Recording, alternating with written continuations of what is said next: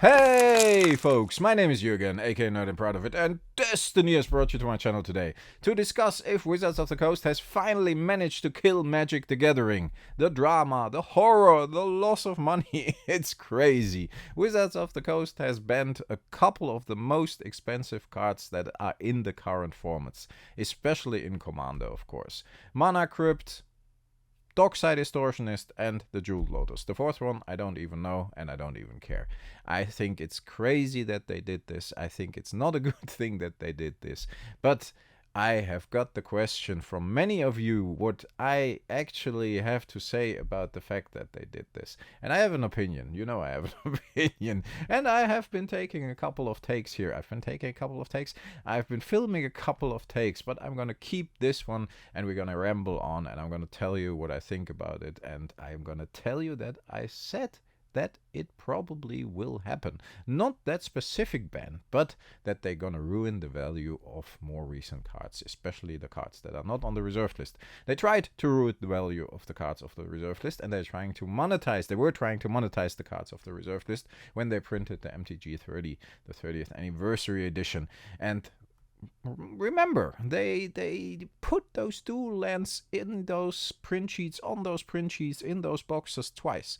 So they were specifically trying, not even the Power 9 or whatever, but specifically trying to milk you for those dual lands or the cost of those dual lands.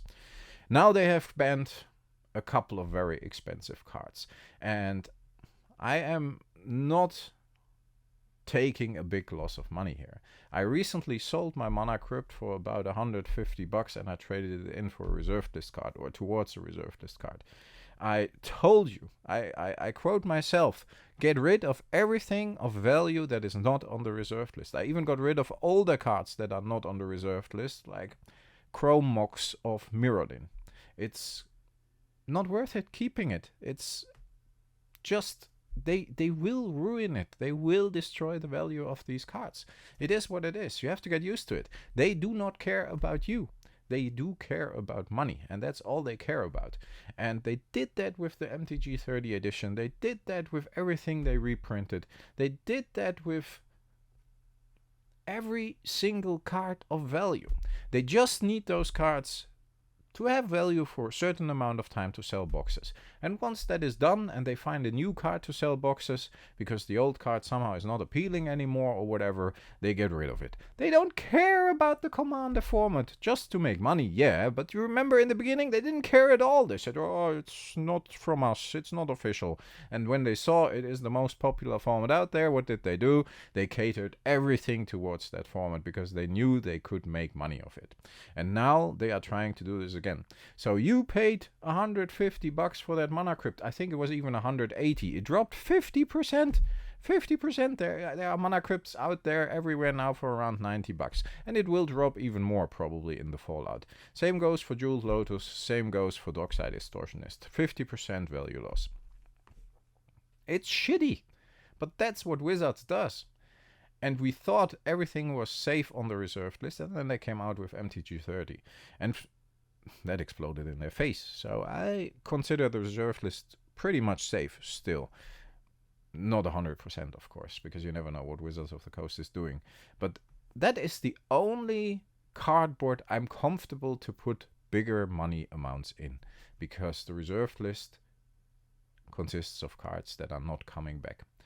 And I don't say go out and sell all your modern cards, standard cards, commander cards, but I'm saying cards need to have value, and everybody now feels the same as we old school collectors felt when the 30th anniversary edition came out, because the value dropped, and it's still recovering. So they ruined the old school market, the vintage market. They now ruin the market for your commander cards. I don't know what they're doing. And I think the one who says it the best is Rudy. And not to suck up Rudy, but sometimes you have a good point. Most of the times, actually. I'm going to give you that. But he made a video about it a couple of days after the fallout. And that's good.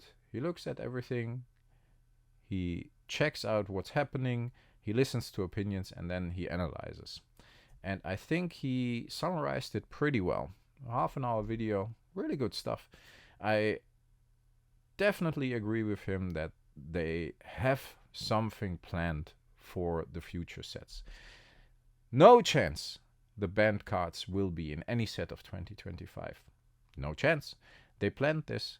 They would lose face if those cards would be in there. No chance they do not have a new chase card that they want you to spend money on. So they're going to make a really strong card, they're going to put it in one of those sets, and then they're going to they're going to do the marketing, they're going to market it the way that you want that card in your commander deck, and then they're going to sell those boxes for a couple of $100. That's what they do. They need those cards to have value to sell boxes, and then they will fuck you. Once the value is gone and the value is in the secondary market, then they fuck you. You could say those cards were of very high value. Why did they destroy this? That honestly is a bit weird to me, because I think they still could have sold boxes when they put in those cards. But I guess maybe a lot of players already had them, and the sales with those cards of the sets that they were in when they were reprinted were not as good as they expected. Might be a reason why they got rid of those cards, so they can introduce new cards as chase cards that go up in value and that you want to buy boxes for. Wizards of the Coast is not your friend. They do not care. They just care about money. They do not care about you. I am sorry for the people who lost money. I think the only safe thing at the moment, as always, is the reserved list, and not even that was safe. But I'm pretty comfortable if they touch this again, then the game will suffer immensely. It still does. And you could say the sales are through the roof, but I mean, they reduced the print runs, right? So if they in 2022 printed 100 boxes of set A and they sold 40, it was a bad set, the prices dropped, and everybody was like, things are not good at the moment. I don't like Wizards of the Coast going into 2023 after the end of 2022 when they did that MTG 30 disaster thing. Not for me. Fair enough. If they now print 50 boxes and they sell 40, product is sold out almost everywhere. So everything is relative. Remember that. I don't believe they are selling more than they did before. Maybe a little from set to set. I believe Lord of the Rings has sold very well. I believe some of these other sets have sold very well. Same goes for the collector boxes. If they have printed 20, in balance with multiplication factors. I don't know if they print 200,000 or 300,000, but let's say they print 20 and 200,000 or whatever. So if they print 20 in 2023 of a certain product and they sell 10, it's a shitty set. If they now print 10 and they sell 10, everybody's like, I can't get any. It's all relative.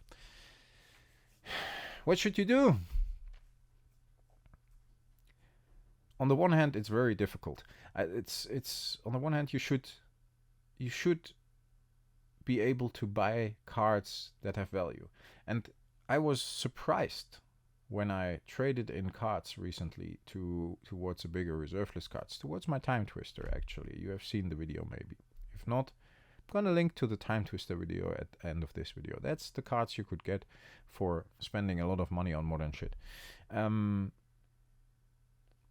Buy product to play.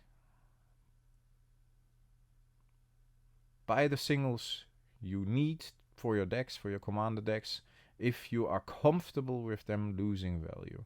And that's the same for every card out there from every era. If it's commander, if it's modern, if it's standard, if it's vintage, you should be prepared that they do something so that card loses money. And that, I think, is a problem. I think Wizards of the Coast should just stay clear of that. If you pay $200, $300 for a collector box, and in the end, in that box, you have one card that's $100, that's awesome. But if you lose 200 bucks on that box, it's not good. I'm not saying every box should be 330 bucks in the end. That doesn't work. It's not like that. But you should be able to at least have a chance to get cards of value. And maybe some boxes of similar value, roughly of what you paid, and some of less and some of more, whatever. But it's not good that the secondary market is controlled by Wizards of the Coast according to their liking, and just so they can make money and everybody else will be fucked. It's a difficult subject. I hope you enjoyed this video. I hope it's for me it's not even that relevant. I mean, I would say don't get anything recent except for the stuff you pull, you know, but then you can't build decks. But that's what I do. I buy boxes, I build decks, we do sealed, and then I either keep those cards for my decks or I buy list them and buy something from the reserve list or something vintage. I understand that's not the same approach a lot of you have, and that's okay. You should do what you like. I'm an old idiot that grew up with the vintage cards, so my focus lies there and my nostalgia lies there. If you have started playing Magic the Gathering a couple of years ago and that Jeweled Lotus was always something you wanted, and you don't have a lot of income, and you finally bought one for 150 bucks and now it's 60, 70, 80, it's shitty, and I feel for you. As long as you're aware that Wizards of the Coast will do this, unless they kind of expand the reserve list. If they would add one card of every set or 2 cards to the reserve list, then we all would have a safe haven of something we pull. I would say even more. I mean, if a set has 300 cards, what prevents them to put 5 cards on the reserve list? 1 or 2 for the art, never print that art again.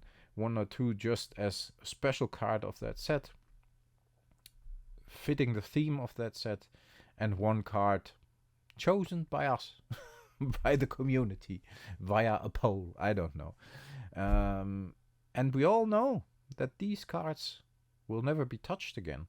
And if you buy into this card, if you buy a Jeweled Lotus, if it would be on the reserve list, even if they would ban it, if it doesn't come back, it's still probably gonna hold its value better than it did now when they just banned it and you can't use it anymore.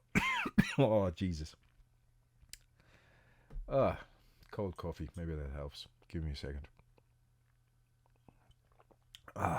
So, ramble.